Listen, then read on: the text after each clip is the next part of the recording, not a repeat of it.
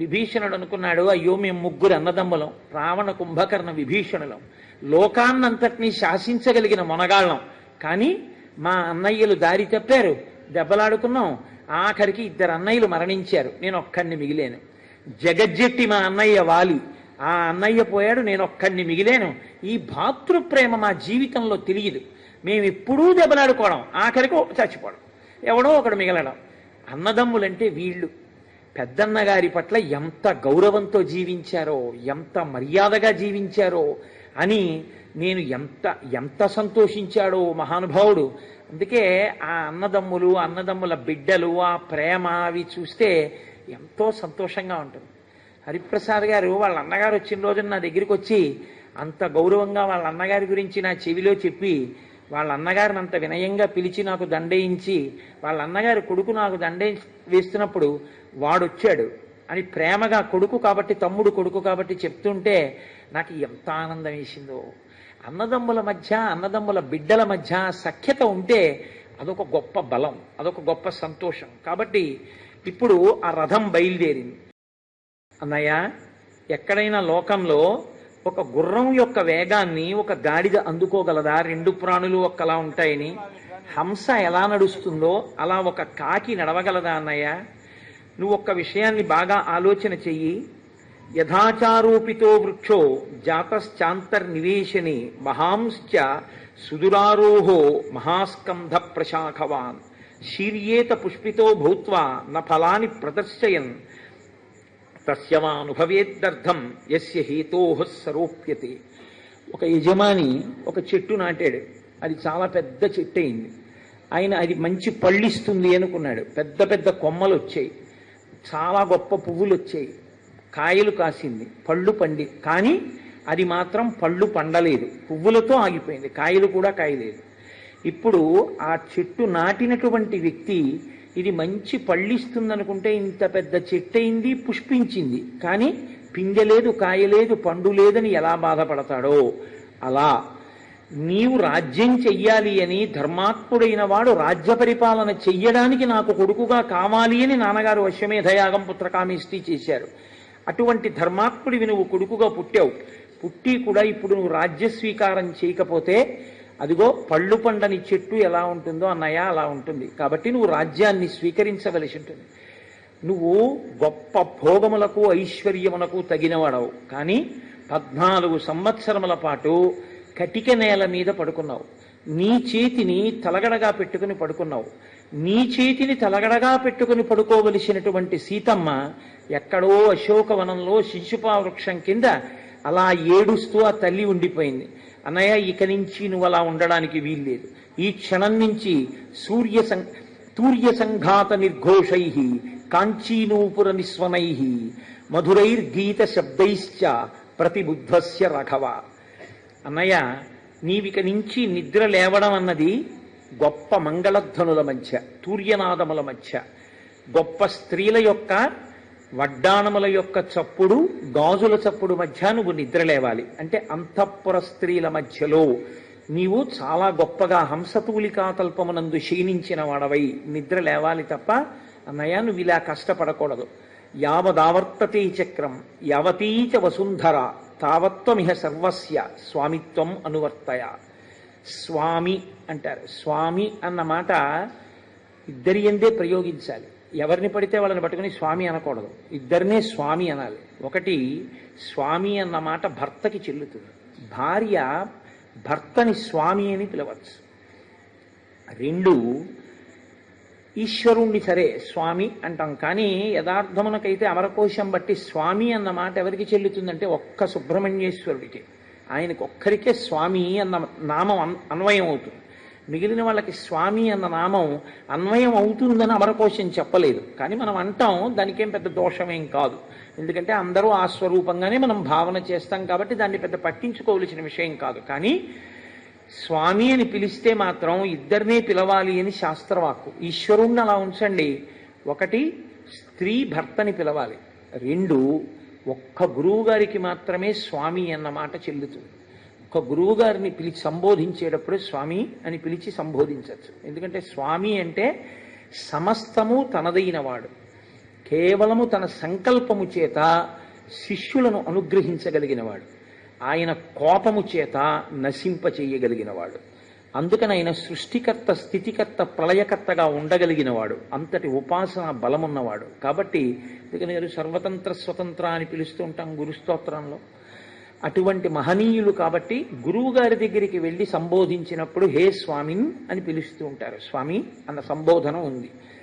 భరతుడు ఇవాళ స్వామి అని పిలుస్తున్నాడు. స్వామి అని పిలుస్తున్నాడంటే ఒక్కటే కారణం, ఆయన యందు ఈశ్వరతత్వాన్ని చూశాడు అని గుర్తు.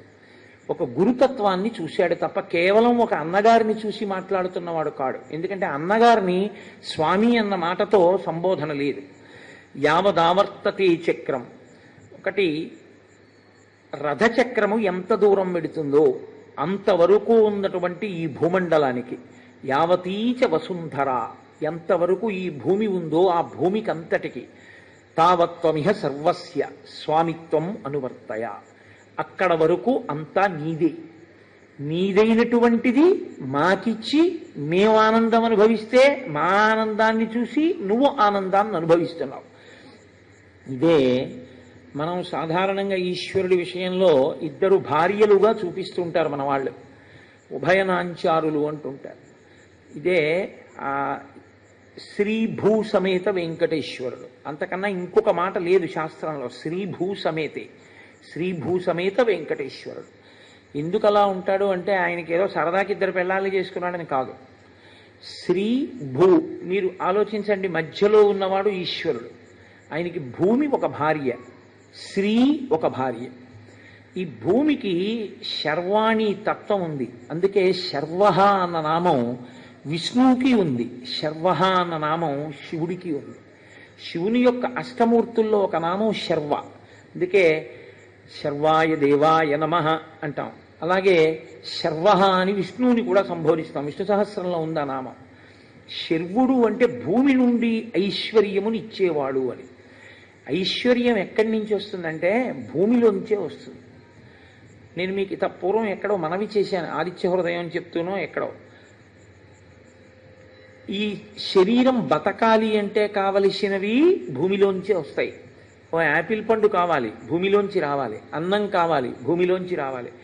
ఈ శరీరానికి భోగం కావాలి, భూమిలోంచే రావాలి. ఇప్పుడు ఈ ఫ్యాన్ ఏదో ఉంది, ఈ ఫ్యాన్ తయారు చేయడానికి కావలసిన ఇనుము భూమిలోంచి వస్తుంది. ఈ ఫ్యాన్ తిరగడానికి కావలసిన విద్యుత్తు భూమిలో ఉన్న నీటిలోంచి వస్తుంది. కాబట్టి భోగమునకు శరీరము నిలబడడానికి కూడా భూమి కారణం. ఇప్పుడు ఈ భూమి ఎవరిది? ఈశ్వరుడిది. అందుకని ఆయనకి భార్య. ఈ భూమిలోంచి ఐశ్వర్యం ఇస్తుంది భూమి, కానీ అది మీ కష్టాన్ని బట్టి ఐశ్వర్యం వస్తుంది. అనుభవించడం, మీరు అనుభవించాలా అనుభవించకూడదా అన్నది మీరు కష్టపడ్డారు కాబట్టి ఇవ్వాలనేం లేదు. మీరు కష్టపడినది మీకు ఇవ్వాలా వద్దా, మీ చేత అనుభవింప చెయ్యాలా వద్దా అని నిర్ణయించవలసిన వాడు మధ్యలో ఉన్నవాడు. మీరు కష్టపడినందుకు పంట పండినా ఈశ్వరుని యందు ద్వేషబుద్ధితో బతకడం లోకంలో ఎక్కువైపోయింది అనుకోండి, అనాచారం ఎక్కువైపోయింది అనుకోండి, అస్తిక్య బుద్ధి నశించిపోయింది అనుకోండి, యజ్ఞయాగాది క్రతువులు నశించిపోయాయి అనుకోండి, పెద్దల ఎడల వినయ విధేయతలు నశించిపోయాయి అనుకోండి, ఈశ్వరుని యొక్క ఆగ్రహానికి గురవుతాం. అప్పుడు ఈశ్వరుడు ఏమంటాడంటే దీనిని ఐశ్వర్యముగా మార్చవద్దు అంటాడు. అందుకని ఆవిడ శ్రీదేవి. ఇప్పుడు ఐశ్వర్యంగా ఎందుకు మారదంటే పంట పండుతుంది, తుఫాన్ వస్తుంది. పంట విరగకాశి ఉంటుంది, పెద్ద గాలివాన్ వస్తుంది. అరటి చెట్లన్నీ మంచి గెలలతో ఉంటాయి, పెద్ద గాలివాన్ వచ్చి చెట్లన్నీ నేల మీద పడిపోతాయి. అంటే మీరు పండించినది మీ నోటికి అందదు. ఇన్ని ఇంగ్లీష్లో ఒక ప్రొవెర్బ్లో అంటుంటారు, there may be a slip between cup and lip అని. అది మీ చేతిలో ఉన్నది మీ అనుభవంలోకి మారదు. అందుకే రుద్రంలో అభిషేకం చేస్తే ఓ మాట అడుగుతూ ఉంటారు, ద్రాపే అంధస్పతే దరిద్రం నీలలోహిత అని. ఈశ్వర, ఐశ్వర్యం అన్న మాటకు అర్థం ఏమిటంటే ఉన్నది అనుభవించుట, అనుభవించగలిగినటువంటి శక్తి శరీరమునందు ఉంటే దానికి ఐశ్వర్యమని పేరు, శ్రీ అని పేరు. ఇప్పుడు ఇవ్వాలన్నా ఈవిడే, ఇచ్చింది అనుభవించాలన్నా ఈవిడే, అనుభవింపచేయాలన్నా ఈవిడే. ఈవిడ అనుభవింపచేసే శక్తిని ఇవ్వాలన్నా, అనుభవించడానికి కావలసినవి ఈవిడ ఇవ్వాలన్నా ఈయన అనుగ్రహాన్ని బట్టే వాళ్ళిద్దరిస్తారు. ఈయన కాళ్ళు మీరు పట్టుకుంటే వాళ్ళిద్దరూ కూడా సంతోషిస్తారు. అందుకే మనకి లోకంలో ఆచారం ఏమిటంటే భర్త కాళ్ళు పట్టుకుంటే భార్య సంతోషిస్తుంది. శంకర భగవత్పాదులు సౌందర్యలహరి చేశారు. సౌందర్యలహరి అమ్మవారి యొక్క వైభవానికి సంబంధించిన స్తోత్రం. కానీ శంకరులు అమ్మవారి స్తోత్రం చేస్తున్నాను కదా అని శివా అని మొదలెట్లేదు. శివా అని దీర్ఘం ఇచ్చారనుకోండి అమ్మవారు. అమ్మవారిని స్తోత్రం చేస్తే అమ్మవారు ఖేదపడుతుంది. అమ్మవారు సంతోషించాలంటే ఆవిడ మహాపతివ్రత కాబట్టి ఆవిడ భర్తని స్తోత్రం చేయాలి. కాబట్టి శంకరులు అందుకే లోకానికి ఈ మర్యాద నేర్పడం కోసం శివా అని మొదలెట్లేదు సౌందర్యలహరి. శివశక్త్యాయుక్తో యది భవతి శక్త ప్రభవితుం అని మొదలెట్టారు. శివ శివ అంటే శివుడు. శివ అని మొదలెడితే ఆవిడ సంతోషిస్తుంది. అందుకే అసలు శివానందలహరి చెప్పి సౌందర్యలహరి చెప్తే అమ్మవారు చాలా ప్రీతి పొందుతుంది. ఇది ప్రత్యక్షంగా పెద్దలైనటువంటి వారు అనేక పర్యాయాలు అనుభవించారు జీవితంలో. అమ్మవారి అనుగ్రహానికి శివానందలహరి చెప్పి సౌందర్యలహరి చెప్తే అమ్మవారు ఎంత అనుగ్రహిస్తుందో స్ఫుటంగా కనపడుతుంది మీకు. కాబట్టి నీవు యావదావర్తతే చక్రం యావతీచ వసుంధర తావత్వమిహ సర్వత్వం స్వామిత్వం అనువర్తయ. అన్నయ్య నువ్వు స్వామివి అంటే పైకి రాజు అంటున్నాడు, ఆంతరమునందు ఇవి నీవి ఈశ్వర. రాముడు ఈశ్వరుడు. అందుకనే భరతవాక్యం పలికేశాడండి అంటారు. అంటే భరతుడు చెప్పవలసిన మాట చెప్పేశాడు. ఈశ్వర ఇవన్నీ నీవి, నీవైనవి నాకెందుకు ఇచ్చావు, మరి ఈ పట్టుపంచ నాకెందుకు ఇచ్చావు అంటే మంచి పట్టుపంచ కట్టుకున్నానని నేను సంతోషపడిపోతే నా సంతోషాన్ని చూసి ఆయన సంతోషిస్తాడు. నాకో పట్టు లాల్చీ ఎందుకు ఇచ్చాడు, ఈ లాల్చీ నేను వేసుకుంటే నా సంతోషాన్ని చూసి ఆయన సంతోషిస్తాడు. అమ్మ కొడుక్కి పాయసం పెడుతుంది, కొడుకు పాయసం తింటే అమ్మాయి ఎంత బాగుందో అని చెప్పి ఆ వేలుతో చిన్ని చిన్ని వేళ్లతో పాయసం తీసి అడుగుది కూడా నాకేస్తున్నాడు అనుకోండి, అమ్మాయి ఎంత సంతోషపడిపోతుంది. ఉండింది అమ్మ, తెచ్చింది తండ్రి, తిన్నవాడు పిల్లాడు. పిల్లవాడు తింటే అమ్మా నాన్న సంతోషపడ్డం ఏమిటి, తల్లి తండ్రి కాబట్టి. కాబట్టి వాళ్ళిద్దరెవరు లోకానికి సీతారాములు, వాళ్లే తల్లిదండ్రులు, వాళ్ళిద్దరే పార్వతీ పరమేశ్వరులు. అందుకే వాగర్ధావివ సంపృక్తవు వాగర్ధ ప్రతిపత్తయే జగత పితరవు వందే పార్వతీ పరమేశ్వరం. పార్వతీ పరమేశ్వరం లక్ష్మీనారాయణులనండి, పార్వతీ పరమేశ్వరులనండి వాళ్ళే. కాబట్టి ఈశ్వర నీదైనది నాకు ఇస్తున్నావు, అది నేను పుచ్చుకుని సంతోషిస్తే నా సంతోషాన్ని చూసి నువ్వు సంతోషిస్తావు, అటువంటి వాడివి. ఇది ఆంతర ప్రతిపాదన. బాహ్యమునందు రామ ఇది నీది, ఈ భూమండలం, ఈ రాజ్యం నీది, నీదైన దాన్ని నన్ను పరిపాలించమన్నావు, పరిపాలించాను. కాబట్టి ఇప్పుడు నువ్వు దాన్ని మళ్ళీ స్వీకరించు. భరతస్య వచశ్రుత్వా రామ పరపురంజయ తదేతి ప్రతిజగ్రాహ నిశసాదాసనే శుభే. ఆయన అన్నాడు స్వీకరించాను. ఒక్క సంకల్పం చేశాడు ఆయన, ఒక్క మాట అన్నాడు, భరత నీ సంతోషించాను, స్వీకరించాను అని ఒక ఉచితమైనటువంటి ఆసనంలో ఆయన కూర్చున్నాడు. పూర్వంతు భరతే స్నాతే లక్ష్మణీచ మహాబలే సుగ్రీవే వానరేంద్రీచ రాక్షసేంద్రే విభీషణే. ఆయన మర్రిపాలు పోసుకుని జటలు కట్టేసుకున్నాడు జుట్టునంతటిని. అయోధ్యకాండలో విన్నారుగా మీరు. ఇప్పుడు ఆయన పట్టాభిషేకం చేసుకోవాలి. పట్టాభిషేకం చేసుకోవాలంటే రామచంద్రమూర్తి నిత్యాగ్నిహోత్రీకుడు, మహానుభావులు నిత్యాగ్నిహోత్రీకులంటే అసలు ఆ వర్చస్సు, ఆ వినయం.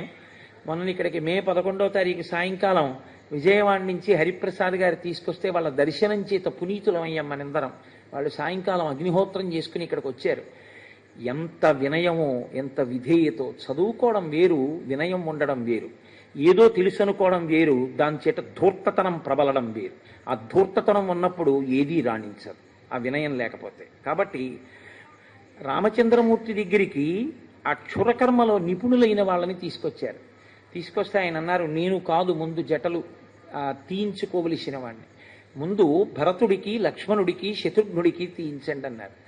ఆయన నిత్యాగ్నిహోత్రీకుడు, మారీచుడంతటి వాడు. ఆయన గురించి చెప్తూ ఏకవస్త్రధరో ధన్వీ శిఖీ కనకమాలయ అని చెప్పాడు.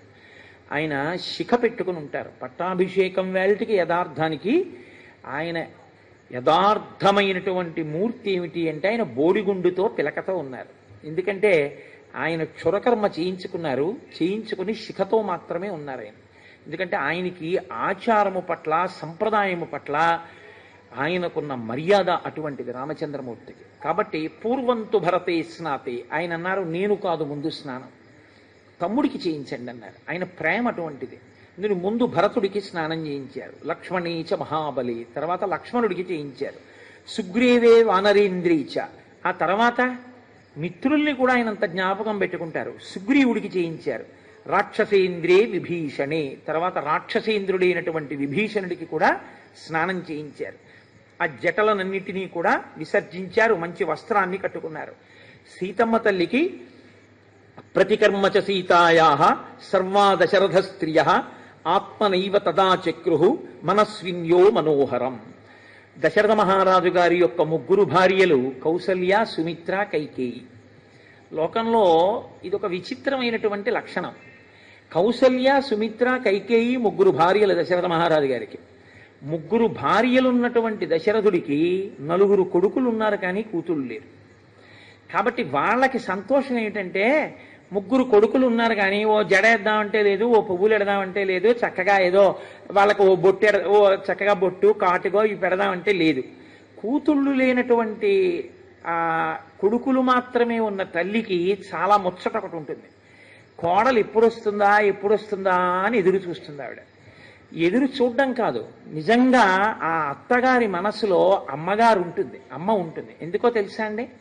అటువంటి అత్తగారు కోడలని కూడా చూడదు, జడ వేస్తుంది, పువ్వులు పెడుతుంది, కాటుక పెడుతుంది, బొట్టు పెడుతుంది. అప్పుడు ఆ అత్తగారు అమ్మే. అసలు నిజానికి గొప్పతనం ఏమిటో తెలుసా అండి? అమ్మలో అమ్మతనం ఉండడం గొప్పతనం కాదు, అత్తగారిలో అమ్మతనం ఉండడమే చాలా గొప్ప విషయం.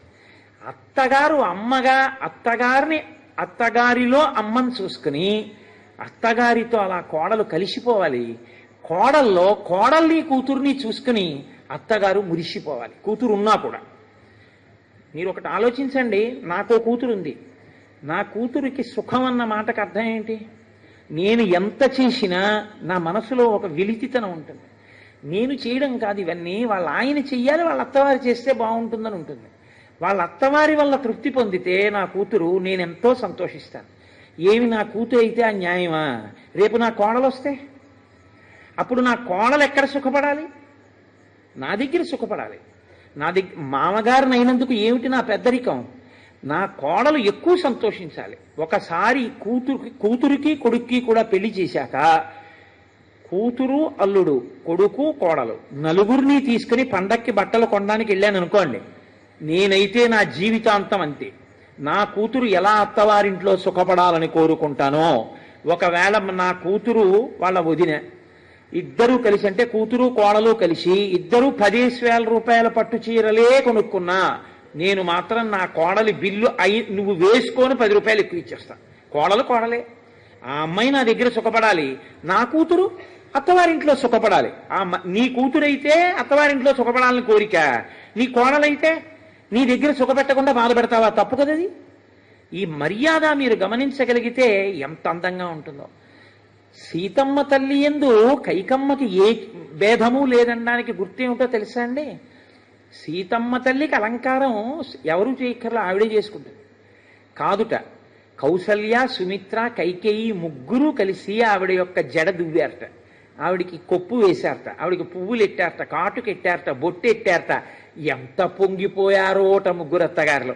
ఇంత గొప్ప కోడలు మా వంశ ప్రతిష్ట నిలబెట్టిందని.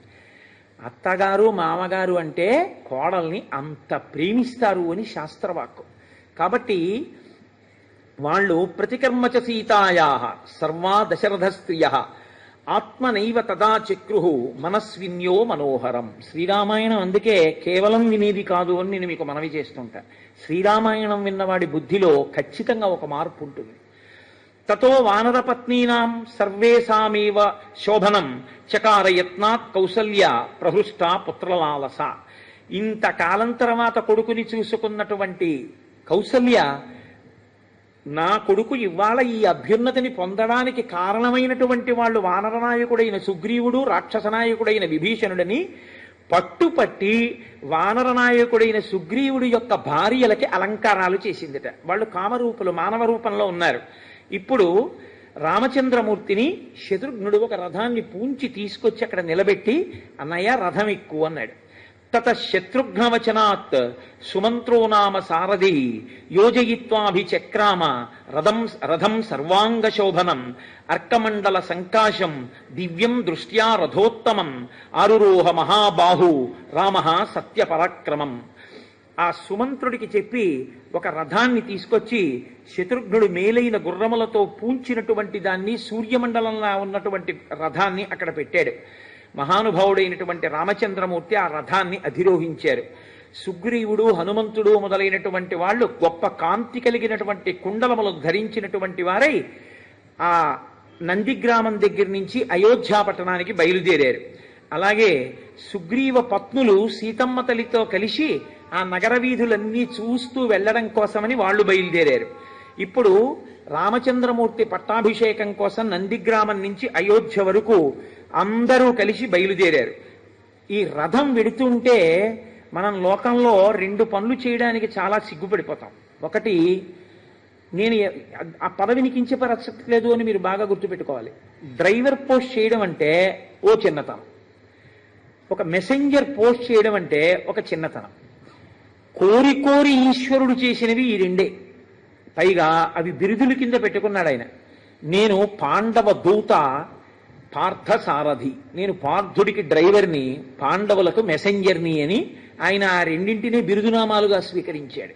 నిజానికి ఎంత గొప్పవాడైనా వాడి భద్రత అంతా ఎదురుగుండా కూర్చుని నడిపేవాడి చేతిలోనే కదండి ఉంది.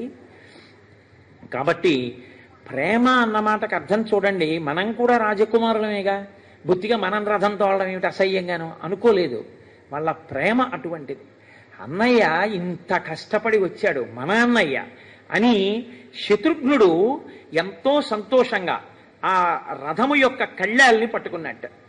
అలాగే ఆ చుట్టూ ఉన్నటువంటి ఆ భరతుడు గుర్రము యొక్క కళ్ళెములను పట్టుకుంటే శత్రుఘ్నుడు శ్రీరాముని యొక్క శిరస్సు మీద ఛత్రాన్ని పట్టుకున్నాడు. లక్ష్మణుడు ఒక పక్కన నిలబడి వింజామర వేస్తున్నాడు. విభీషణుడు ఇంకొక వింజామర తీసుకుని ఆయన వేస్తున్నాడు. భరతుడు అక్కడ ఉన్నటువంటి పురోహితులందరితో ఎంత వైభవోపేతంగా శ్రీరామ పట్టాభిషేకం జరగాలి అన్నది ఆలోచన చేస్తున్నాడు. ఇంత సంతోషంగా ఈ అన్నదమ్ములందరినీ చూస్తేట ఇద్దరి కళ్ళమ్మట నీళ్లు కారేట. ఒకడు సుగ్రీవుడు, ఇంకొకడు విభీషణుడు. విభీషణుడు అనుకున్నాడు, అయ్యో మేము 3 అన్నదమ్ములం, రావణ కుంభకర్ణ విభీషణులం, లోకాన్నంతటినీ శాసించగలిగిన మొనగాళ్ళం. కానీ మా అన్నయ్యలు దారి తప్పారు, దెబ్బలాడుకున్నాం, ఆఖరికి 2 అన్నయ్యలు మరణించారు, నేను ఒక్కడిని మిగిలేను.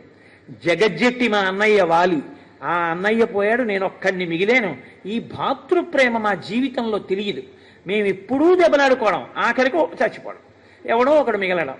అన్నదమ్ములంటే వీళ్ళు పెద్దన్నగారి పట్ల ఎంత గౌరవంతో జీవించారో, ఎంత మర్యాదగా జీవించారో అని నేను ఎంత సంతోషించాడో మహానుభావుడు. అందుకే ఆ అన్నదమ్ములు, అన్నదమ్ముల బిడ్డలు, ఆ ప్రేమ అవి చూస్తే ఎంతో సంతోషంగా ఉంటుంది. హరిప్రసాద్ గారు వాళ్ళ అన్నగారు వచ్చిన రోజున నా దగ్గరికి వచ్చి అంత గౌరవంగా వాళ్ళ అన్నగారి గురించి నా చెవిలో చెప్పి, వాళ్ళ అన్నగారిని అంత వినయంగా పిలిచి నాకు దండయించి, వాళ్ళ అన్నగారి కొడుకు నాకు దండే వేస్తున్నప్పుడు వాడొచ్చాడు అని ప్రేమగా, కొడుకు కాబట్టి, తమ్ముడు కొడుకు కాబట్టి చెప్తుంటే నాకు ఎంత ఆనందం వేసిందో. అన్నదమ్ముల మధ్య, అన్నదమ్ముల బిడ్డల మధ్య సఖ్యత ఉంటే అదొక గొప్ప బలం, అదొక గొప్ప సంతోషం. కాబట్టి ఇప్పుడు ఆ రథం బయలుదేరింది. మహర్షులు, మరుద్గణములు, దేవతలు అందరూ ఆకాశంలో నిలబడి రామచంద్రమూర్తి యొక్క పట్టాభిషేకాన్ని చూస్తున్నారు. నందిగ్రామం నుంచి ఊరేగింపు బయలుదేరింది అయోధ్య వరకు. ఎప్పుడూ కూడా ఊరేగింపుకు ముందు ఒక పెద్దవాళ్ళు కొంతమంది వెడుతూ ఉండాలి తప్ప ఊరిరిగింపునకు ముందు పెద్దవాళ్ళు లేకుండా ఊరిరిగింపు వెళ్ళకూడదు. మనకది రామాయణమే నేర్పుతుంది. అందుకని రాజైన వాడు, పెద్దవాడు, మహానుభావుడు కాబట్టి దశరథ మహారాజు గారు కూర్చునేటటువంటి శత్రుంజయము అనేటటువంటి ఏనుగు మీద సుగ్రీవుణ్ణి కూర్చోపెట్టారు. కూర్చోపెట్టి ముందు భాగంలో ఆయన్ని నడిపించారు. తూర్యవాద్యములు, కరతాళధ్వనులు చేసేవాళ్ళు, మంచి స్వస్తివాక్యాలు పలికేటటువంటి బ్రాహ్మణోత్తములు ఆ ముందర వెడుతున్నారు. అక్షతలు పట్టుకున్నటువంటి వాళ్ళు కొందరు, బంగారు పాత్రలు పట్టుకున్న వాళ్ళు కొందరు, ఆ ముందు ఆవులు నడుస్తున్నాయి, ఆవుల వెనక కన్యలు నడిచారు. అక్షతం జాతరూపంచ గావః కన్యాస్తథా ద్విజాః నరా మోదకహస్తాశ్చ రామస్య పురతో యయుః. ఆ వెడుతున్నటువంటి వాళ్ళ చేతుల్లో పాత్రలు పట్టుకుని పాత్రల్లో మధుర పదార్థాలు పిండి వంటలు పట్టుకున్నారు. ముందు కన్యలు వెడుతున్నారు, కన్యల వెనక సువాసినులు వెడుతున్నారు, సువాసినుల వెనక పురుషులు వెడుతున్నారు, మధ్యలో రామచంద్రమూర్తి రథంలో కూర్చుని వెడుతున్నారు. ఆ వెనక మళ్ళీ కొంతమంది ఊరు పెద్దలు ఉన్నారు. ఎలా ఊరిరిగింపు వెళ్ళాలి అన్నది కూడా మనకి రామాయణం నేర్పుతుంది. ఇవాళ మనం ఊరిరిగింపు అలాగే వెళ్ళాం కదండి, పట్టాభిషేకానికి ఎలా వెళ్ళాలో అలాగే వెళ్ళాం. నేను మీతో మనవి చేసింది అదే, చదువు సుగ్రీవుడికి నా అంతఃపురాన్ని ఇయ్యి అన్నాడు. ఆయన్ని తీసుకెళ్లి రామచంద్రమూర్తి యొక్క అంతఃపురాన్ని సుగ్రీవుడికి విడిదిగా ఇచ్చారు. ఎంత స్నేహధర్మం చూపిస్తాడో చూడండి. కానీ వెళ్లే ముందు హంసతూలికా తల్పం అన్ని దానం చేసేసాడుగా, ఏమి లేవు. అందుకని భరతుడు గబగబా తల్పాలు పరుపులు అన్నీ తెప్పించి అప్పటికప్పుడు సిద్ధం చేశాడు. అందరూ చక్కగా సుగ్రీవుడు ఆ భవనంలో చేరాడు. ఎన్ని కోట్ల వానరములు, ఎంతమంది రాక్షసులు వచ్చారు, విభీషణుడు వచ్చాడు, దేవతలు వచ్చారు. రామచంద్రమూర్తి పట్టాభిషేకంలో ఆశ్చర్యకరమైనటువంటి ఘట్టం ఏమిటో తెలుసా అండి? జాంబవాంశ్చ హనూమాంశ్చ వేగదర్శీ చ వానరాహ వృషభశ్చైవ కలశాన్ జలపూర్ణాన్ అథానయన్. 500 నదుల జలములు ఉంటే పట్టాభిషేకం చేసేటప్పుడు బాగుంటుంది అన్నారు. పట్టాభిషేకం వేరు, ఈశ్వరుడికి మామూలుగా చేసే అభిషేకం వేరు. పట్టాభిషేకం చేసేటప్పుడు తప్పకుండా కన్య కలశ పట్టుకుని మంగళధ్వనితో వచ్చి కలశ ఇవ్వాలి అభిషేకానికి. కన్యలు తీసుకొచ్చిన కలశతో అభిషేకం చెయ్యాలి. అందుకే కదా ఇవాళ వెతికి మరీ మనం మంగళధ్వనితో ఒక కన్యకామణితోటి ఇద్దరితోటి కలశలు పట్టింపించి తీసుకొచ్చి ఆ కలశలతో రామచంద్రమూర్తికి అభిషేకం చేశాం. లోకంలో అభిషేకం జరిగేటప్పుడు అందున రేపే పట్టాభిషేకం అంటే 500 నదుల జలాలు తీసుకురావడం అంటే సాధ్యమయ్యే విషయం కాదు. కాబట్టి ఏం చేస్తారంటే మంత్రపురస్సరంగా ఆవాహన చేస్తారు. గంగేటి యముని చైవ గోదావరి సరస్వతి నర్మదే సింధు కావేర్యౌ జలేస్మిన్ సన్నిధింకురు అంటే వస్తున్నాయనే కదా మన నమ్మకం. అంటే మంత్రం మనకు ఆ శక్తి ఉంది కాబట్టి అలా ఆవాహన చేస్తారు. కానీ రామచంద్రమూర్తి పట్టాభిషేకంలో అలా చేయలేదు.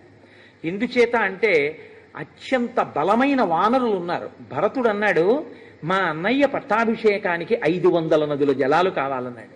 వెంటనే సుగ్రీవుడు వానరోత్తములందరినీ పిలిచి మీ అందరూ వెళ్ళి 500 నదుల జలాలు తీసుకురండి అన్నాడు. వాళ్ళు సూర్యోదయంలో బయలుదేరారు, బ్రాహ్మీ ముహూర్తంలో. అంతే చక్కగా పట్టాభిషేకం వేళటికి మంటపంలోకి 500 నదుల జలాల్ని వాళ్ళు తీసుకొచ్చారు. ఎలా తీసుకొచ్చారో తెలుసా అండి? మామూలుగా తీసుకురాలేదు. పట్టాభిషేక సర్గందుకే శ్రీరామనవమి నాడు పారాయణ చేస్తారు. ఏ దిక్కుకు వెళ్ళినప్పుడు ఏ పవిత్ర వస్తువు కనపడితే దాన్ని ఆచ్ఛాదించి తీసుకొచ్చారు. ఎర్రచందనపు కొమ్మలు కనపడ్డాయనుకోండి, వాళ్ళు తెస్తున్న కలశ మీద ఎర్రచందనపు కొమ్మలని ఆచ్ఛాదించి తీసుకొచ్చారు. అలా ఆ నదుల జలాల్ని తీసుకొచ్చారు. నదీ శతానాం పంచానాం జలం కుంభేషు చాహరన్. 500 నదుల జలాలతో అభిషేకం జరిగిన వాడు రామచంద్రమూర్తి ఒక్కడే. పూర్వాత్ సముద్రాత్ కలశం జలపూర్ణమధానయత్ సుషేణ సత్వసంపన్న సర్వరత్న విభూషితం. సుషేణుడు పూర్వ దిక్కు అంటే తూర్పు దిక్కుకి వెళ్ళి అక్కడ ఉన్నటువంటి సముద్ర జలాల్ని తీసుకొచ్చాడు. వృషభో దక్షిణాత్తూర్ణం సముద్రాజ్జలమహారత్ రక్త చందన శాఖాభి సమృతం కాంచనం ఘటం. ఆయన వృషభుడు దక్షిణ దిక్కుకి వెళ్ళాడు. సముద్రాజ్జలమాహరత్ అక్కడి నుంచి ఆ దక్షిణ సముద్రంలో ఉండేటటువంటి నీళ్లు తీసుకొస్తూ దక్షిణ దిక్కున రక్తచందన వృక్షాలు ఎర్రచందన వృక్షాలు ఎక్కువగా ఉంటాయి కాబట్టి ఓ కొమ్మ ఒక దాన్ని విరిచి ఆ కలశ మీద పెట్టి పట్టుకొచ్చాడు చక్కగా. గవయ పశ్చిమాత్తోయం అజహార మహార్ణవాత్ రత్నకుంభేన మహతా శీతం మారుత విక్రమ. గవయుడు పశ్చిమ దిక్కుకు వెళ్ళి అక్కడ ఉండేటటువంటి చల్లటి సముద్ర జలాల్ని తీసుకొచ్చాడు. ఉత్తరాచ్య జలం శీఘ్రం గరుడానిల విక్రమ ఆజహార సధర్మాత్మా నిరసర్వ గుణాన్విత. హనుమ 500 నదుల జలాలు తీసుకొచ్చేటప్పుడు గబగబా వెళ్ళి నీళ్లు పట్టుకొచ్చారు. మళ్ళీ ఆయనే ఉత్తర దిక్కుకు వెళ్ళి ఉత్తర దిక్కున ఉన్నటువంటి సముద్ర జలాల్ని కూడా తీసుకొచ్చారు. ఇప్పుడు చక్కగా 4 వైపులా ఉన్నటువంటి సముద్ర జలాలు 500 నదీ జలాలు తీసుకొచ్చి అక్కడ పెట్టారు. మహాత్ములైనటువంటి ఋషులు వచ్చారు. వశిష్ఠో వామదేవశ్చ జాబాలి రథకాశ్యప కాత్యాయన సుయజ్ఞశ్చ గౌతమో విజయస్తథా.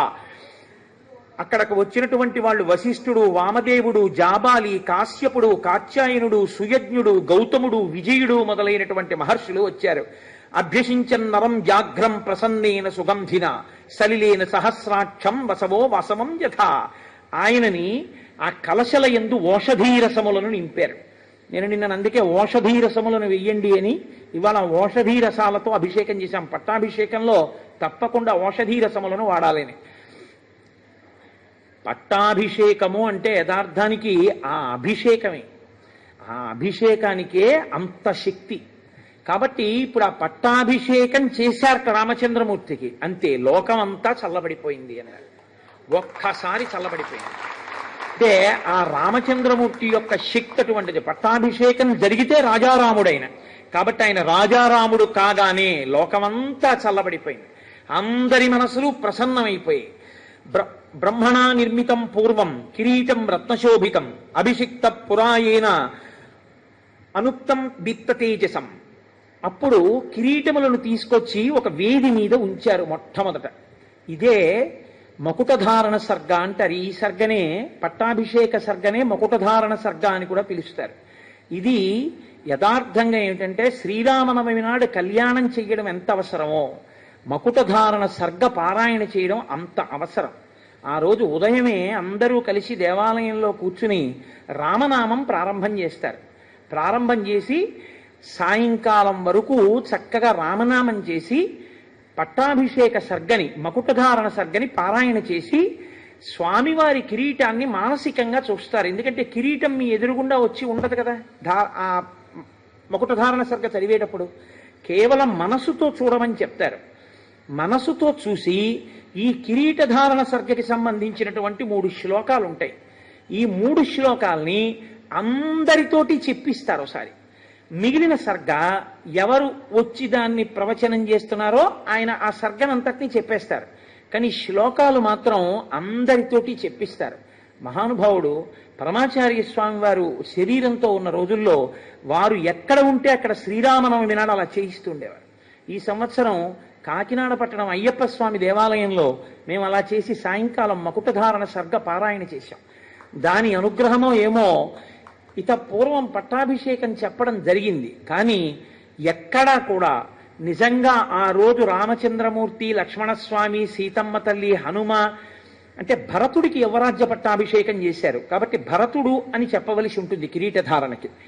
ఆ నలుగురికి ధారణ చేయించేటటువంటి కిరీటములు ఏమున్నాయో, లేకపోతే రాముడు పెట్టుకోవలసిన ప్రధానమైన కిరీటం ఏముందో ఆ కిరీటాన్ని చూస్తూ ఆ శ్లోకాలు చెప్పడం అనేటటువంటిది ఇప్పటి వరకు ఎప్పుడూ చెయ్యడం జరగలేదు. ఎందుకంటే అలా కిరీటం తీసుకొచ్చి పెట్టి చేయడం కుదరదు కనుక.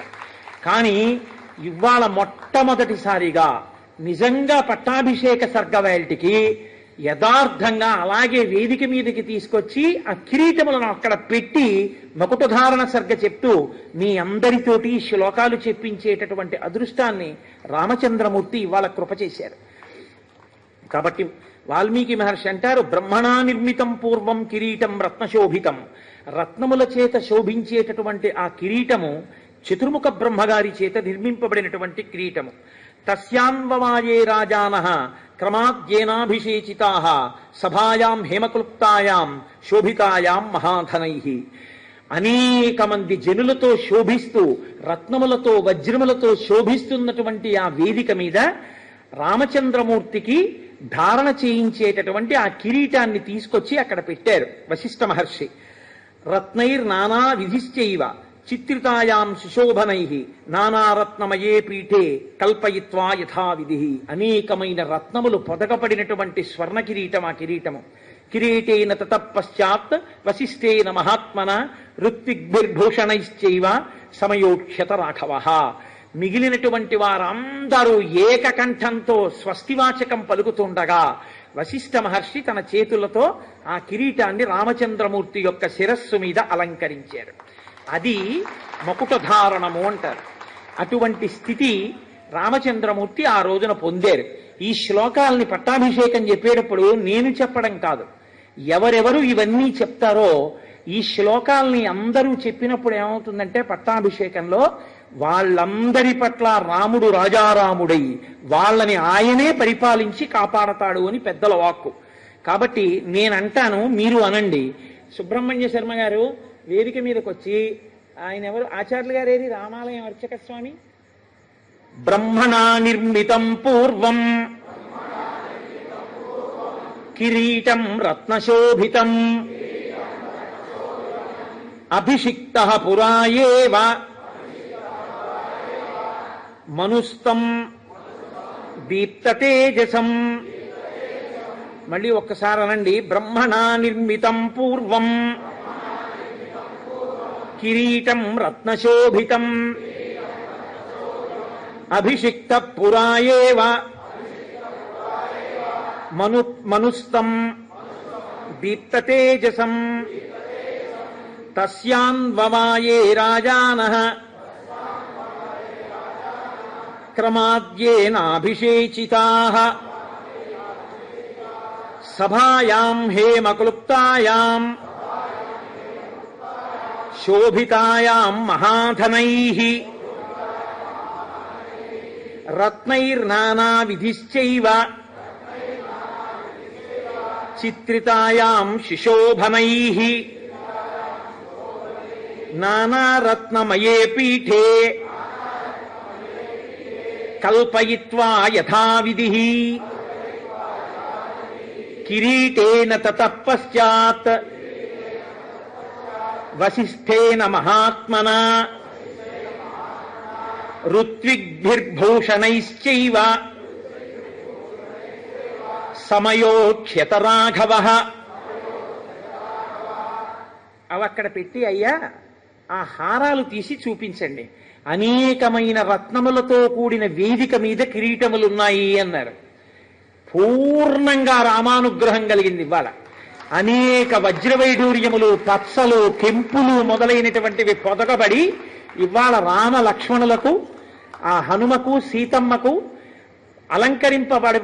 అలంకరింపబడడానికి సిద్ధమై వచ్చినటువంటి అమూల్యమైనటువంటి నూతన ఆభరణములు, వాటితో రత్నములతో కూడినటువంటి వేది మీద ఆ కిరీటములు యథార్థంగా ఉన్నాయంటే పరిపూర్ణంగా రామానుగ్రహం కలిగి వేదిక అలా సిద్ధమైంది అని గుర్తు. అవి అక్కడ ఉంచి మీరు కూర్చోవచ్చు. ఇప్పుడు శత్రుఘ్నుడు స్వామికి శుభప్రదమైనటువంటి తెల్లని ఛత్రమును పట్టుకున్నాడు. సుగ్రీవుడు తెల్లని వింజామరలతో వీస్తున్నాడు. విభీషణుడు చంద్రకాంతులీనుతున్నటువంటి మరొక వింజామరని తీసుకున్నాడు. దేవేంద్రుడు వాయువు చేత అతి సుందరమైనటువంటి 100 పద్మములతో కూడినటువంటి ఒక హారాన్ని పంపించాడు. పట్టాభిషేకం జరిగినటువంటి రోజు మధ్యాహ్నం గంధర్వులు గానం చేశారు. ఇవాళ మనకి కూడా గంధర్వగానమే జరిగింది మధ్యాహ్నం. యథార్థమైనటువంటి పట్టాభిషేకం ఆనాడు అయోధ్యలో జరిగితే మళ్ళీ ఆ తర్వాత బహుశా గుంటూరులో ఇవాళే జరుగుతోంది. రామచంద్రమూర్తి ఎంతో సంతోషించారు. లోకమంతా చల్లబడిపోయింది, అందరి మనసులు చల్లబడిపోయాయి. ఎక్కడ చూసినా ఆనందమే. లక్షల సంఖ్యలో గుర్రములను, పాడియావులను, గోవులను, 100 కొలది వృషభములను బ్రాహ్మణోత్తములకు దానం చేశాడు రామచంద్రమూర్తి. 30 కోట్ల బంగారు నాణ్యములను, అమూల్యమైనటువంటి ఆభరణములను, వస్త్రములను ద్విజవరులకు పంచి ఇచ్చాడు.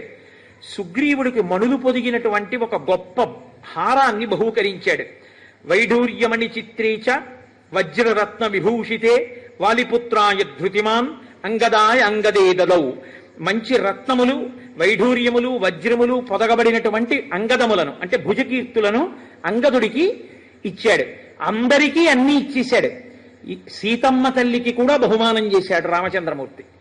ఇంతమంది ఇన్ని పుచ్చుకున్నాక మా అమ్మ సీతమ్మ మెడలోంచి ఒక ముత్యాలహారాన్ని తీసి చేత్తో పట్టుకుని ఇలా రాముడి వంక చూసింది. మాట్లాడితేనే అర్థమవుతుందా? ఆయన మనస్సు ఆవిడి దగ్గరుంది, ఆవిడ మనస్సు ఆయన దగ్గరుంది. అస్యాదేవ్యా మనస్తస్మిన్ తస్య చాస్యాం ప్రతిష్ఠితం తేనేయం సచి ధర్మాత్మ ముహూర్తం అపి జీవతి. ఒకరి మనస్సు ఒకరి దగ్గర ఉన్న దాంపత్యం ఆ దాంపత్యం.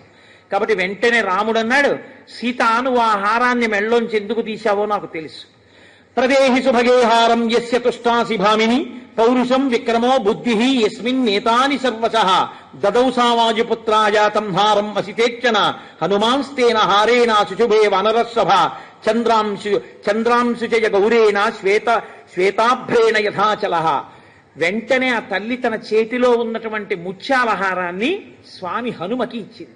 వెంటనే హనుమ ఆ హారాన్ని మెళ్ళో వేసుకున్నారు. చంద్రకిరణములు పడినటువంటి మేఘం ఎలా ఉంటుందో, ఆయన పచ్చటి రంగులో కదండి ఉంటారు, కాంచనాద్రికమనీయ విగ్రహం. ఆ హారములు వేసుకున్నటువంటి హనుమ అలా మిరిసిపోయారు కాంతితోటి. ఆయన ఏదో కొరికారు, రామనామం లేదని అవతల బారేశారు, అటువంటి పిచ్చి పనులు ఆయన చేయరు. ఆయన చక్కగా దాన్ని మెళ్ళో ధరించారు. ఇప్పుడు రామచంద్రమూర్తి లక్ష్మణుడి వంక చూసి, అతిష్ట ధర్మజ్ఞ మయాస హేమాంగాం పూర్వరాజాం జుషితాం బలేన, మన పూర్వరాజులందరూ అధిష్ఠించినటువంటి ఈ సామ్రాజ్యాన్ని పరిపాలించడంలో నాతో పాటు బాధ్యత పంచుకోవడానికి, కర్తవ్యాన్ని నిర్వహించడానికి లక్ష్మణ ధర్మము తెలుసున్నవాడా, ధర్మజ్ఞ మయాస హేమాంగాం పూర్వరాజ్యాం జుషితాం బలేన, యవరాజ్యం తీసుకో అన్నాడు. అంటే అన్నయ్య నాకు నీ కైంకర్యం కావాలి, కానీ నాకన్నా పెద్దవాడు భరతుడుండగా నాకెందుకన్నయ్య యవరాజ్యం, నాకొద్దు, భరతుడికి ఇమ్మన్నారు. ఎంత బతిమాలినా పుచ్చుకోలేదు. ఏమో 14 ఏళ్ళు అరణ్యవాసం చేశాడు, అన్నయ్య నన్ను అడగలేదనుకుంటాడేమోనని ధర్మం తెలుసున్నవాడా అని అడిగాడు. ధర్మం తెలియడం అంటే అంత జాగ్రత్తగా ఉంటుంది. ధర్మం తెలిసి ఉండడం అంటే పెద్దలు ఉన్నప్పుడు అంత జాగ్రత్తగా ప్రవర్తించాలి, ప్రవర్తించకపోతే దోషం వస్తుంది అందులో. కాబట్టి ఇప్పుడు వెంటనే నేను తీసుకోనన్నయ్య, భరతుడు పెద్దవాడు, ఆయనకి ఇమ్మన్నారు. భరతుడికి యవరాజ్య పట్టాభిషేకం చేశారు. సపర్యదేవన్ విధవ నచ వ్యాళకృతం భయం నవ్యాధిజం భయం వాపి రామే రాజ్యం ప్రశాసతి. మహానుభావుడైనటువంటి రామచంద్రమూర్తి పట్టాభిషేకం జరిగిన తరువాత 11,000 సంవత్సరములు ఈ భూమండలాన్ని ఆయన ఇచ్చిన మాట ప్రకారం పరిపాలన చేశారు. పౌండరీకము, అశ్వమేధము, వాజపేయము, ఇతరమైనటువంటి అనేక యజ్ఞయాగాది క్రతువుల్ని చేశారు. ఆయన రాజ్యం చేస్తున్నటువంటి కాలంలో ఏ స్త్రీ కూడా విధవ అవడం అనేటటువంటిది లేదు. ఎవరికీ కూడా క్రూర సర్పముల వలన కానీ క్రూర మృగాల వలన కానీ భయం కలగలేదు. ఎవరికీ ఎన్నడూ ఏదీ రోగం కలగలేదు. అటువంటి రీతిలో ధర్మాత్ముడై రాముడు రాజ్యాన్ని పరిపాలించాడు. నచస్మ వృద్ధా బాలానాం ప్రేత కార్యాన్ని కుర్వతే.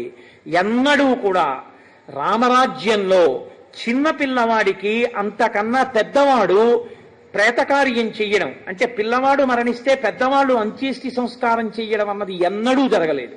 అంటే పిల్లలందరూ చక్కగా వృద్ధిలోకి వస్తుంటే పెద్దవాళ్ళు చూసి సంతోషించారు. ఆసం వర్ష సహస్రాణి తథా పుత్ర సహస్రిణ నిరామయా విశోకాశ్చ రామే రాజ్యం ప్రశాసతి. అక్కడ ఉన్నటువంటి ప్రజలందరూ కూడా చక్కగా 3 తరాల్ని చూసి ఒక్కొక్కళ్ళకి బోరెంతమంది కొడుకులు, కూతుళ్ళు, కోడళ్ళు, అల్లుళ్ళు, మనవలు, మళ్ళీ ఆ మనవలకి పెళ్లిళ్ళై మునిమనవలకి పెళ్లిళ్ళై వాళ్ళ పిల్లలు, ఇంతమందితో ఒక్కొక్క కుటుంబంలో బాలసారి జరిగితే వాళ్ళ ఇంటికి వచ్చిన వాళ్ళ బంధువులే చాలు. వీళ్ళు మళ్ళీ వీళ్ళ వియ్యాలారు, ఆ వియ్యాలారు తాలూకా బంధువులు, ఇంతమంది కలిసి ఎంతో సంతోషంగా ఎక్కడ చూసినా రామో రామో రామ ఇతి ప్రజానాం అభవన్ కథాః రామభూతం జగదభూత్ రామే రాజ్యం ప్రశాసతి. రాముడు రాజ్యం చేస్తున్న రోజుల్లో ఎవరి నోట విన్నా ఒక్కటే మాట, రామా రామా రామ, ఇది తప్ప ఇంకొక మాట లేదు. అంతటి ధార్మికుడై మహానుభావుడు అంత గొప్పగా రాజ్యం చేశాడు. వృక్షములన్నీ కూడా లావైనటువంటి బోధులతో చక్కగా పుష్పిస్తూ ఫలిస్తూ జనులకు కావలసినటువంటివన్నీ సమకూర్చాయి. అన్ని వర్ణముల వారు దురాశ లేని వారై ఎవరి ధర్మాన్ని వారు అనుష్ఠిస్తూ సంతృప్తితో జీవించారు. 10 వర్ష సహస్రాణి 10 వర్ష శతాని చ భ్రాతృభి సహిత శ్రీమాన్ రామో రాజ్యం అకారయత్. 11,000 సంవత్సరములు తన తమ్ముళ్ళైనటువంటి లక్ష్మణ భరత శత్రుఘ్నులతో కలిసి రామచంద్రమూర్తి ఈ రాజ్యాన్ని చేశారు. ఆది కావ్యం ఇదం త్వార్షం పురా వాల్మీకినాకృతం ఎప్పటే శృణుయాల్లోకే నరపాపాద్విముచ్యతే. ఆర్షము పరమ సత్యము, ఇందులో ఒక్క అక్షరము కల్పితము కాదు, యథార్థముగా జరిగిన గాథ. చతుర్ముఖ బ్రహ్మగారి యొక్క వరం చేత వాల్మీకి మహర్షి ఆచమనం చేసి కూర్చుని ఘంటం పట్టుకుంటే ఆ రామాయణ కాలంలో ఉన్నటువంటి వ్యక్తులు, రాక్షసులు, స్త్రీలు అందరూ చేసినటువంటి పనులతో పాటు వాళ్ళ మనస్సుల్లో కదిలిన ఊహలు కూడా వాల్మీకి మహర్షికి ప్రచోదనమయ్యాయి. ఆనాడు వాల్మీకి మహర్షి బ్రహ్మగారి వరంతో అన్నిటినీ తెలుసుకుని రచించినటువంటి కావ్యము తప్ప కేవలముగా కాల్పనికమైనటువంటి కథతో కూడుకున్నటువంటిది కాదు, యథార్థముగా జరిగిన కథ రామకథ. కాబట్టి ఇది ఆది కావ్యము. భార్య భర్తతో మాట్లాడితే ఎంత మధురంగా ఉంటుందో అటువంటి భాషలో చెప్పబడిన కావ్యము, సర్వధర్మములు పొదగబడినటువంటి కావ్యము. ఈ కావ్యాన్ని ఎవరు వింటున్నారో, పుత్రకామస్తు పుత్రాన్వై ధనకామో ధనాని చ లభతే మనుజోలోకే శ్రుత్వా రామాభిషేచనం. ఎవరు ప్రత్యేకించి రామచంద్రమూర్తి యొక్క పట్టాభిషేకాన్ని చూస్తున్నారో, పట్టాభిషేకంలో పాల్గొంటున్నారో, రాజారాముడిగా కూర్చున్నటువంటి రోజున జరుగుతున్నటువంటి పూజా సభలో ఉంటారో, ఎవరెవరు సంపూర్ణంగా రామాయణాన్నంతటినీ పరమ సంతోషంతో చెబుతున్నటువంటి వ్యక్తి కన్నా కింది స్థానంలో కూర్చుని పరమ మర్యాదతో నమ్మకంతో కూడిన బుద్ధితో నమస్కరిస్తూ వింటారో అటువంటి వారికి పుత్రకామస్తు పుత్రాన్వై, అటువంటి వారికి కొడుకులు కావాలంటే కొడుకులు కలుగుతారు. ధనకామో ధనానిచ, ధనం కావాలి అంటే ధనం కలుగుతుంది. మహీం విజయితే రాజా, ఈ భూమండలాన్ని గెలవాలి అని రాజులు అనుకుంటే రామాయణాన్ని వింటే వాళ్ళు భూమండలాన్ని గెలుస్తారు. రిపుంశ్చాప్యధితిష్టతి, శత్రువుల్ని గెలుస్తారు. రాఘవేణ యథామాత సుమిత్రా లక్ష్మణేన చ భరతేనేవ కైకేయీ జీవపుత్రాస్తథా స్త్రియః భవిష్యంతి సదానంద పుత్ర పౌత్ర సమన్వితాః. కౌసల్య, సుమిత్ర, కైకేయి ఎలా కొడుకులతో చక్కగా కొడుకులు బ్రతికుండగా ఆ కొడుకుల్ని చూసి సంతోషించి ప్రయోజకులైన కొడుకులని తల్లి సంతోషించిందో, అలా రామాయణాన్ని పఠనం చేసినటువంటి వాళ్ళందరికీ కూడా బిడ్డలు ప్రయోజకులై ఆ తల్లులు ఆనందాన్ని పొందుతారు. శ్రుత్వా రామాయణమిదం దీర్ఘమాయుశ్చ విందతి రామస్య విజయం చైవ సర్వం అక్లిష్టకర్మణః. ఎవరు హేళగా పనులు చేయగలిగినటువంటి రామచంద్రమూర్తి యొక్క వైభవంతో కూడిన ఈ రామాయణాన్ని, సంపూర్ణ రామాయణాన్ని వింటున్నారో అటువంటి వారు దీర్ఘాయుర్దాయాన్ని పొందుతారు. సమాగమం ప్రవాసాంతే లభతే చాపి బాంధవైః ప్రార్థితాంశ్చ వరాన్ సర్వాన్ ప్రాప్నుయాదిహ రాఘవాత్. ఎవరు ఈ రామాయణాన్ని వింటున్నారో అటువంటి వారికి దూరదేశంలో ఉన్నటువంటి వారితో సమాగమం సిద్ధిస్తుంది. వారు తొందరలో తమకి అత్యంత ప్రాణప్రియులైన వారెవరున్నారో వాళ్ళని కలుసుకుంటారు, కలుసుకుని సంతోషాన్ని పొందుతారు. శ్రవణేన సురాహ సర్వే ప్రీయంతే శృణ్వతాం వినాయకాశ్చ శామ్యంతి గృహే తిష్టంతి యస్య వై. ఎవరైతే ఈ రామాయణాన్ని వింటున్నారో అటువంటి వారి ఎడల దేవతలందరూ ప్రసన్నులవుతారు. అటువంటి వారి ఎడల ఏవైతే ఉగ్రమైనటువంటి భూతములు ఉన్నాయో అవన్నీ కూడా ఉపశాంతి పొందుతాయి. అరిష్టమైనటువంటి గ్రహములు తాము ఇచ్చేటటువంటి ఫలితములు ఏ ఉంటాయో ఆ ఫలితములు ఇవ్వకుండా ఆపు చేసి వాళ్ళు అభ్యున్నతిని పొందుతారు. విజయేత మహీం రాజా ప్రవాసీ స్వస్తిమాన్ వ్రజేత్ స్త్రియా రజస్వలాహ శ్రుత్వా పుత్రాన్ సూయురనుత్తమాం.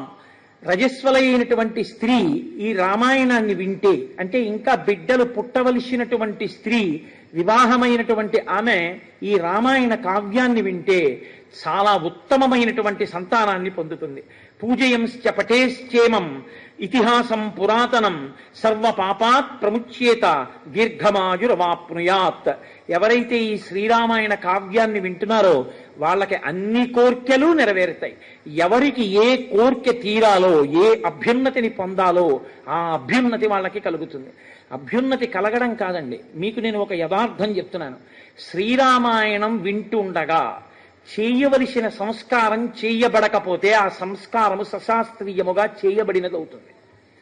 షష్ఠి పూర్తి చేసుకోవలసిన వాడు చేసుకోలేదనుకోండి, సంపూర్ణ రామాయణాన్ని వింటే వాడు షష్ఠి పూర్తి సశాస్త్రీయంగా చేసుకున్నట్టే. ఎవరు ఏ సంస్కారములను పొందాలో ఆ కాలంలో ఆ సంస్కారములను పొందకపోయినా రామాయణాన్ని విన్నటువంటి వాళ్ళకే ఆ సంస్కారములు పొందినటువంటి ఫలితాన్ని ఈశ్వరుడు వాళ్ళ ఖాతాలో వేస్తాడు. శ్రీరామాయణానికి అంత శక్తి ఉంది. అందుకే రామాయణం చెప్దామన్నా, రామాయణం విందామన్నా అంత తేలిక కాదు.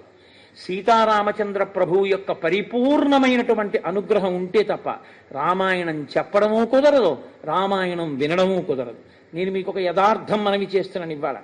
నేను చెప్తున్నటువంటి ఈ రామాయణం, నేను చేస్తున్న ఈ ప్రసంగాలు ఒక 15 రోజుల క్రితం నేను ఆపు చేసేసి నేను వెనక్కి వెళ్ళిపోవాలి. అంత పెద్ద ప్రమాదం ఒకటి వచ్చేసింది. నాకు అశౌచమే వచ్చేస్తుంది. అంత పెద్ద ప్రమాదం ఒకటి ఏర్పడింది. కానీ రామానుగ్రహం ఉంది, నా తల్లి సీతమ్మ తల్లి అనుగ్రహం ఉంది. ఎవరు శరీరం విడిచిపెట్టేస్తే, ఎవరికి ప్రమాదం జరిగితే నాకు అశౌచం వస్తుందో, నేను రామాయణం చెప్పడానికి అనర్హత పొందుతానో, నేను రామాయణం చెప్పకుండా ఆపి మళ్ళీ మొదలు పెట్టవలసి వస్తుందో, అటువంటి పరిస్థితి రాకుండా తట్టుకోగలిగినంత ఓపిక అసలు ఆయనకి లేకపోయినా ఈశ్వరుడు ఆయనకి ఆయుర్దాయాన్ని ఇచ్చి కాపాడి రామాయణ ప్రవచనానికి అభ్యంతరం లేకుండా ఆయన నాకు అశౌచం రాకుండా ఆయుర్దాయం ఇచ్చి ఆయన్ని రక్షించేశాడంతే. అంటే శ్రీరామాయణం ఎంత శక్తివంతమో, రామాయణాన్ని నమ్మి మొదలు పెడితే రామచంద్రమూర్తి అనుగ్రహం ఎంత పరిపూర్ణంగా ఉంటుందనడానికి ఇదే తార్కాణం. రామాయణం మొదలు పెట్టాక మీరే ప్రత్యక్షంగా చూశారు ఎన్ని ఘట్టాలలో, ఎన్ని చోట్ల రామానుగ్రహం స్పష్టంగా కనపడిందో. కాబట్టి పూజయంశ్చ పటేశ్చేమం ఇతిహాసం పురాతనం సర్వపాపాత్ ప్రముచ్యేత దీర్ఘమాయురవాప్నుయాత్. దీర్ఘమైనటువంటి ఆయుర్దాయాన్ని పొందుతారు, సర్వ పాపములు కూడా పోతాయి. ఇది అతి పవిత్రమైనటువంటి ఇతిహాసము, పురాతనమైన ఇతిహాసము. ఇతి హా అసం అంటే ఇది ఇలాగే జరిగినది. అందుకే రామాయణం సత్యమేమి, ఒక్క వాల్మీకి రామాయణమే సత్యం, బ్రహ్మగారి వరం. ఇది హా అసం, ఇది ఇలా జరిగినది, ఇది కల్పిత గాథ కాదు, ఇది సృష్టింపబడినది కాదు, కేవలము కల్పించి మీకు సంతోషాన్ని చేకూర్చేది కాదు, యథార్థముగా జరిగిన కథ. అప్పుడు జరిగిన కథ ఇప్పటికీ ఎందుకు చెప్తారు అంటే, రామాయణమిదం కృత్స్నం శృణ్వతః పఠతః సదా ప్రీయతే సతతం రామః సహి విష్ణు సనాతనః. సనాతనుడైనటువంటి విష్ణువు రామాయణం చెప్పబడిన ప్రాంగణం ఎక్కడుంటుందో అక్కడ అపారమైన ప్రీతిని పొంది మిగిలిన దేవతలందరితో కలిసి స్వామి హనుమ, రామచంద్రమూర్తి, సీతమ్మ, 33 కోట్ల మంది దేవతలు ఆ రామాయణ ప్రవచనము జరిగినటువంటి ప్రాంగణం మీద నిలబడి ఉంటారట. నిలబడి పట్టాభిషేక సర్గనాడు చూస్తూ ఉంటారు. పితృదేవతలందరూ కూడా విశేషమైనటువంటి ఆనందాన్ని పొందుతారట. పట్టాభిషేక సర్గ దగ్గరికి వచ్చేటప్పటికీ రామాయణం అంత శక్తిని పొందుతుంది. కాబట్టి ఆదిదేవో మహాబాహు హరిర్నారాయణ ప్రభు సాక్షాద్ రామో రఘుశ్రేష్ఠ శేషో లక్ష్మణ ఉచ్యతే. ఆయన సహి విష్ణు సనాతన, సనాతనుడైనటువంటి విష్ణువు యొక్క కథ. ఆయన ఆదిదేవుడు, మహాబాహు, హరి, నారాయణుడు, స్వయంగా ఆయన ప్రభు. సాక్షాద్ రామో రఘుశ్రేష్ఠ, రఘుశ్రేష్ఠుడైనటువంటి ఆ రాముడే ఆ శ్రీ మహావిష్ణువు. ఎక్కడెక్కడ రామాయణం చెప్పబడుతుందో అక్కడ ఇప్పటికీ పట్టాభిషేక సర్గనాడు దేవతలందరూ వచ్చి నిలబడవలసిందే. ఎందుకు వస్తారోట తెలుసా అండి? పట్టాభిషేకం జరిగిన నాడు దేవతలందరూ సంతోషిస్తారట ఆ ప్రాంగణానికి వచ్చి. పితృదేవతలు కూడా తీసుకొచ్చి నిలబెడతారు అంటారు. నేను కొన్ని వ్యాఖ్యానాల్లో చూశాను. పితృదేవతలందరినీ ఎక్కడ రామాయణం చెప్తారో, ఎక్కడ రామాయణం చదువుతారో, ఎక్కడ రామాయణం వింటారో శ్రద్ధతో అక్కడ పితృదేవతలందరినీ తీసుకొస్తారట. ఇదిగోరా మీ వాడు అత్యంత భక్తి శ్రద్ధలతో సంపూర్ణ రామాయణాన్ని దోషిని ఒగ్గి విన్నాడు, వినయంతో నమస్కరించి విన్నాడు, నమ్మి విన్నాడు. వాడు విన్నందుకు ఆ వంశంలో పుట్టాడు కాబట్టి మిమ్మల్ని అందరినీ స్వర్గలోకానికి పంపిస్తున్నామని పూర్వ పితృదేవతలందరినీ స్వర్గానికి పంపిస్తారట. నా కడుపున ఇటువంటి వాడొకడు పుట్టాడు, వీడి వల్ల మేము స్వర్గానికి ఎడుతున్నామని ఆ పితృదేవతలందరూ గొప్ప ఆనందాన్ని పొందుతారట. అంత గొప్ప కావ్యం శ్రీరామాయణ కావ్యం. కుటుంబ వృద్ధిం ధనధాన్య వృద్ధిం స్త్రియశ్చ ముఖ్యాః సుఖముత్తమంచ శ్రుత్వా శుభం కావ్యమిదం మహార్థం ప్రాప్నోతి సర్వాం భువిచార్థ సిద్ధం ఆయుష్యమారోగ్యకరం యశస్వం సౌభ్రాతృకం బుద్ధికరం సుఖంచ శ్రోతవ్యమేతం నియమేన సద్భిః ఆఖ్యానమోజస్కరమూర్ధికామైః. ఈ శ్రీరామాయణాన్ని ఎవరు వింటారో అక్కడ కుటుంబ వృద్ధి. చక్కగా విన్నటువంటి వాళ్ళకే కాదు, వాళ్ళ కుటుంబం అంతా కూడా వృద్ధిలోకి వస్తుంది. ఆ కుటుంబంలో ఉన్న వాళ్ళందరూ కూడా సుఖశాంతులు పొందుతారు. ఒక్కడు రామాయణం విన్నాడనుకోండి కుటుంబంలో, ఆ కుటుంబంలో ఉన్న వాళ్ళందరూ మంచి వార్తలు వింటారు, గొప్ప గొప్ప బిడ్డలు పుడతారు, గొప్ప గొప్ప సంతోషాన్ని పొందుతారు. అన్నీ కలిసి వస్తాయి ఈశ్వరానుగ్రహంతో. ధనధాన్య వృద్ధి పొందుతుంది. స్త్రియశ్చ ముఖ్యాః సుఖముత్తమంచ, చక్కటి సుఖాన్ని పొందుతారు. శ్రుత్వా శుభం కావ్యమిదం మహార్థం, ఈ రామాయణ కావ్యాన్ని వినడం చేత ఆయుష్యము, ఆరోగ్యము, కీర్తి, బుద్ధి, సుఖము అన్నిటినీ కూడా శ్రీరామాయణము ఇవ్వగలదు. ఇది సత్యం సత్యం పునఃసత్యం. అందుకే నరులు ఉన్నంతకాలం, ఈ లోకం ఉన్నంతకాలం రామాయణం ఉండాలి. రామాయణం ఎంతకాలం చెప్పబడుతుందో, రామాయణం ఎంతకాలం వింటారో అంతకాలము నరులకు అభ్యున్నతి, నరుడు నరుడిగా బతకడం చేతనవుతుంది అని బ్రహ్మగారు వాల్మీకి మహర్షిని ఆదేశించి, పరమ కరుణార్ద్ర హృదయుడు కనుక వాల్మీకి మహర్షి చేత ఈ రామాయణ కావ్యాన్ని రచింపచేసి మనకు అందించారు మహానుభావుడు. కాబట్టి ఈ శ్రీరామాయణాన్ని విన్నవాళ్ళు ఎవరున్నారో వాళ్ళందరూ ఒక మాట అనాలి అంటారు. ఎందుకంటే తపశ్శక్తి కలిగిన వాళ్ళకైతే ఖచ్చితంగా కనపడతారు. శ్రీమన్నారాయణుడు ఇవాళ మెరిసిపోతున్నటువంటి గరుడ వాహనం మీద లక్ష్మీ సహితుడై మిగిలిన దేవతలందరితో కలిసి త్రిమూర్తులతో సహా, పితృదేవతలతో సహా పట్టాభిషేక జరుగుతున్న నాడు ఆకాశ మండలంలో వచ్చి నిలబడతారు. రాజారాముడికి పట్టాభిషేకం జరగడం అంటే ఇప్పటికీ లోకంలో అంత శక్తి కలిగినటువంటిది రామచంద్రమూర్తి యొక్క పట్టాభిషేకమే. అందుకే శ్రీరామాయణం చెప్తే తప్పకుండా పట్టాభిషేకం చేస్తారు. ఏ ద్రవ్యాలు లేకపోయినా అక్షతలతోనైనా కిరీటాదులను కల్పించి పట్టాభిషేకం చేస్తారు. పట్టాభిషేకం చేయడం అంటే ఈ భూమండలాన్నంతటి రామచంద్రమూర్తికి ఇవ్వడం. కాబట్టి విష్ణువు వచ్చి నిలబడతారు. వీళ్ళందరూ పరమభక్తులు, నా చేత పరిపాలింపబడాలని కోరుకుంటున్నారు. ఇప్పుడు మనమేం కోరుకోవాలి? మనందరం కోరవలసింది, రామ మీరు బలంగా ఉండాలి. మీరు ఎంత బలంగా ఉంటే అంతగా రావణాదుల్ని పడగొడతారు, మమ్మల్ని కాపాడతారని మనం కోరుతాం. అందుకే రామానుగ్రహం కావాలనుకున్న వాళ్ళందరూ చెయ్యవలసిన పని మాత్రం ఒకటి చెప్పారు శాస్త్రంలో. 3 మాటలు. మీ కంఠాన్ని వంచన చేసుకోకుండా, మీ కంఠం పలికితే ఎంత గట్టిగా మీరు పలకగలరో అంత గట్టిగా అరిచి 3 మాటలు చెప్పాలి. నేను చెప్తాను, మీరు చెప్పండి. బలం విష్ణోః ప్రవర్ధతాం, బలం విష్ణోః ప్రవర్ధతాం, బలం విష్ణోః ప్రవర్ధతాం. శ్రీ మహావిష్ణువునకు బలము కలుగుగాక. ఈ మాటలు అన్నప్పుడు స్వామి ఎంతో ఆనందిస్తారు, ఎంతో ఉల్లాసాన్ని పొందుతారు. ఇప్పుడు మనందరం ఆయన కింకరులం. ఇక మన బాధ్యతలు, మనం చెయ్యవలసినవన్నీ హాయిగా ఆయన ఛత్రఛాయల్లో పెట్టుకుని మనని కాపాడి ఆయన రక్షిస్తారు. మీరు విశ్వాసాన్ని పొందండి. తప్పకుండా రామానుగ్రహంతో, ఆ సీతమ్మ తల్లి అనుగ్రహంతో మనందరం హాయిగా ఆనందంగా ఉండగలం. కాబట్టి ఇప్పుడు యథార్థంగా చెప్పబడినటువంటి పట్టాభిషేక క్రతువు ఏది ఉందో దాన్ని ఇప్పుడు ఆ పట్టాభిషేకాన్ని చేస్తారు. కిరీటధారణ అవి చేయిస్తారు. స్వామికి రాజారాముడిగా పూజలు అందుకుంటాడు. పట్టాభిషేకాన్ని పొందాడు కాబట్టి ఇప్పుడు రాజారాముడిగా పూజ అందుకున్న తర్వాత దర్బారు జరుగుతుంది.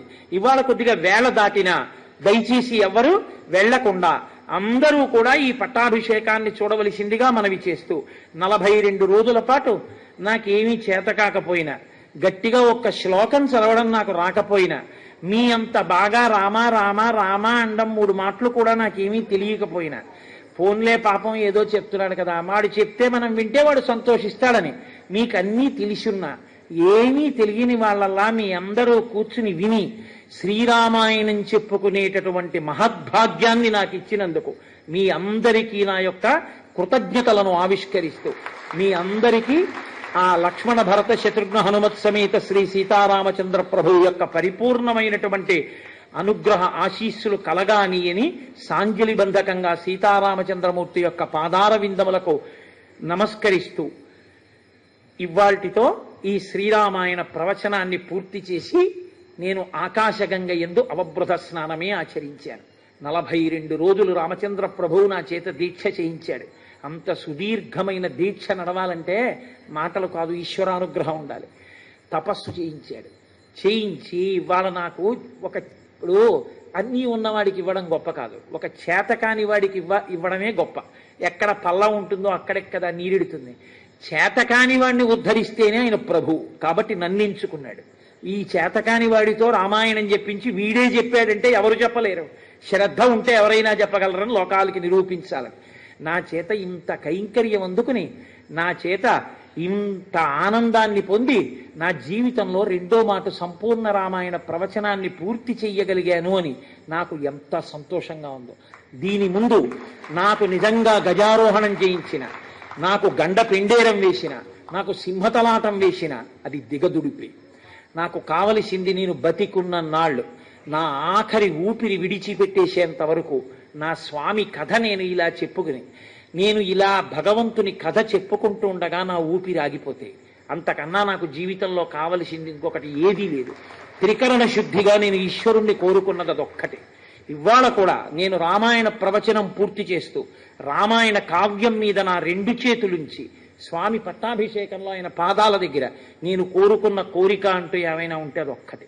కాబట్టి రామచంద్రమూర్తికి నా పరిపూర్ణ హృదయంతో ఆయనకి నమస్సుమాంజలను అర్పిస్తూ మనం పెట్టుకున్నటువంటి ఆచారాన్ని చక్కగా ఇవాళ కూడా పాటించి 11 మాటలు రామనామం చెప్దాం. ఆ తర్వాత మీరు నన్ను భరించవలసినటువంటి అవసరం ఇక ఉండదు. ఎందుకంటే నేను ఇక మిమ్మల్ని వేధించాను ఉపన్యాసం చెప్పి